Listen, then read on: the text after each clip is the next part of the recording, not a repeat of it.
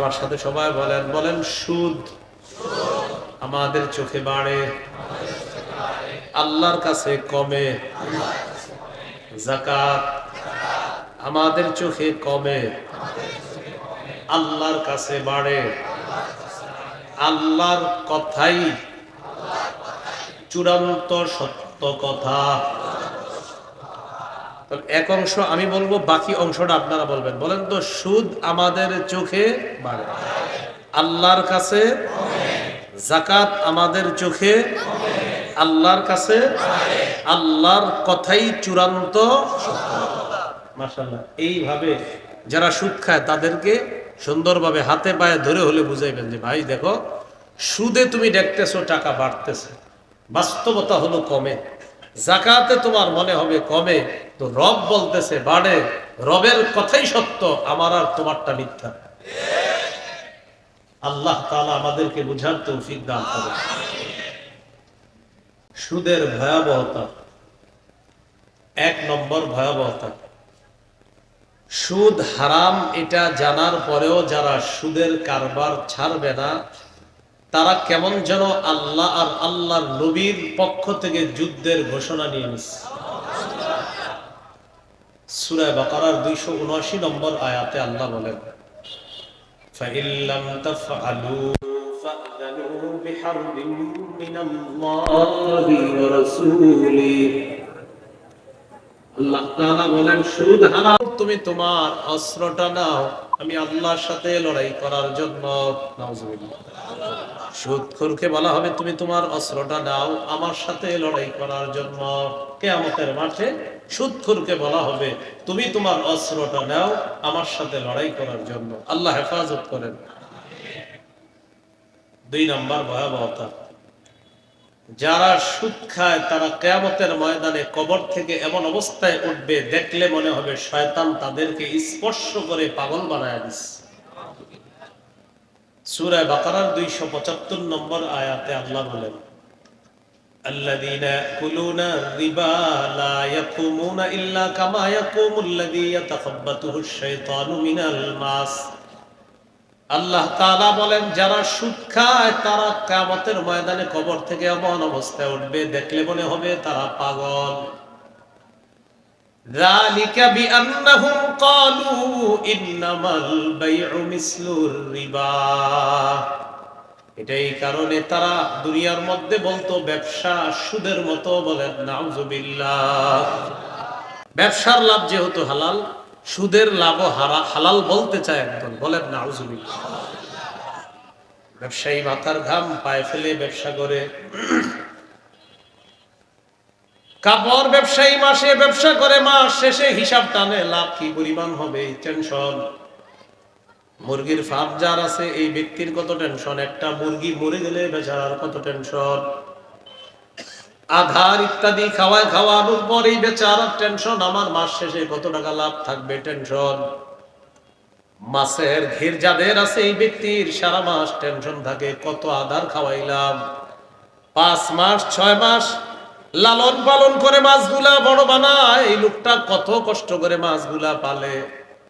এরপর লোকটার টেনশন, বিক্রি করলে লাভ কত হবে, কত পরিমাণ টেনশন। ব্যবসায়ী মাথার ঘাম পায়ে ফেলার পর তার লভ্যাংশ কম বেশি আল্লাহর কাছ থেকে নেয়। সুদখোর মাসে 25 দিন পর্যন্ত কোনো খবর নাই, জুয়া আর তাস খেলে।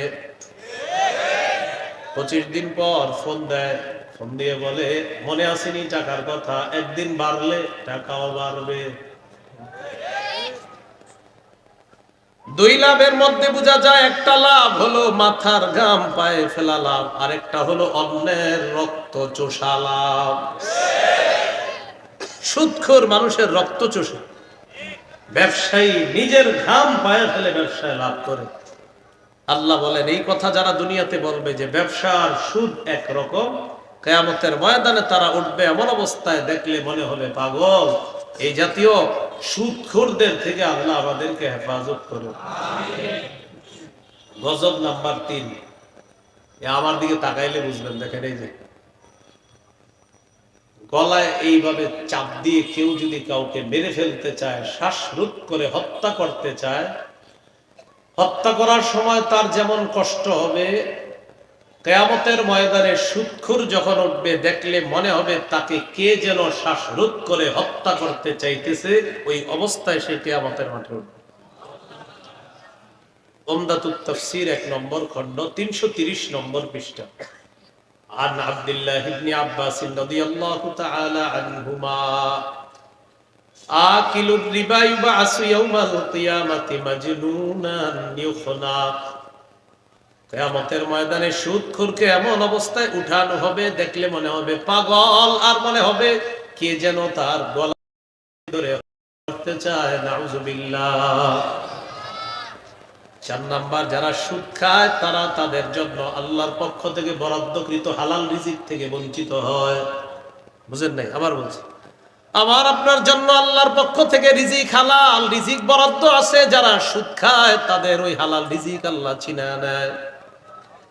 তুমি তো হারাম খাইতেছো, খাও, হারামটা খাও, হালালটা কেন খাইবে? আল্লাহ হালালটা ছিনায় নেয়। সূরা নিসার 160 161 নম্বর আয়াত। 4টি অপরাধে ইহুদিদের জন্য বরাদ্দকৃত হালাল খাদ্য আল্লাহ হারাম করে দিচ্ছে। কয়টি অপরাধ? فبظلم من الذين هادوا حرمنا عليهم طيبات أحلت لهم وبصدهم عن سبيل الله كثيرا وأخذهم الربا وقد نهوا عنه وأكلهم أموال الناس بالباطل। আল্লাহ তাআলা বলেন ইহুদিরা জুলুম করার কারণে, 2 নাম্বার মানুষকে আল্লাহর রাস্তা থেকে বাধা দেওয়ার কারণে, 3 নম্বর তাদেরকে সুদ খাইতে নিষেধ করা হয়েছে, এই সুদ তারা গ্রহণ করার কারণে, 4 নাম্বার অন্যায়ভাবে মানুষের সম্পদ ভক্ষণ করার কারণে। হারামনা আলাইহিম তাইয়্যিবাত উহিল্লাত লাহুম, আমি আল্লাহ তাদের জন্য বরাদ্দকৃত হালাল পবিত্র খাদ্য তাদের জন্য হারাম করে দিলাম। নাউযুবিল্লাহ। এদের জন্য বরাদ্দকৃত হালাল পবিত্র খাদ্য আমি হারাম করে দিছি। কেন? তারা সুদ খায়, কেন জুলুম করে, কেন মানুষকে আল্লাহর রাস্তায় বাধা দেয়, কেন অন্যের সম্পদ অন্যায় ভাবে ভক্ষণ করে, তাই তাদের জন্য বরাদ্দকৃত হালাল আমি আল্লাহ হারাম করে দিয়েছি। বলি নাউযুবিল্লাহ। কয়টা গজব গেল? 4টা।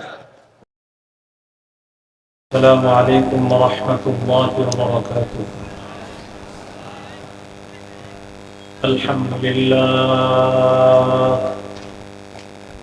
আলহামদুলিল্লাহি কাফা ওয়া সালামুন আলা ইবাদিহিল্লাযীনা ইসতাফা। আম্মা বা'দু ফাআউযু বিল্লাহি মিনাশ শাইতানির রাজীম। বিসমিল্লাহির রহমানির রহিম।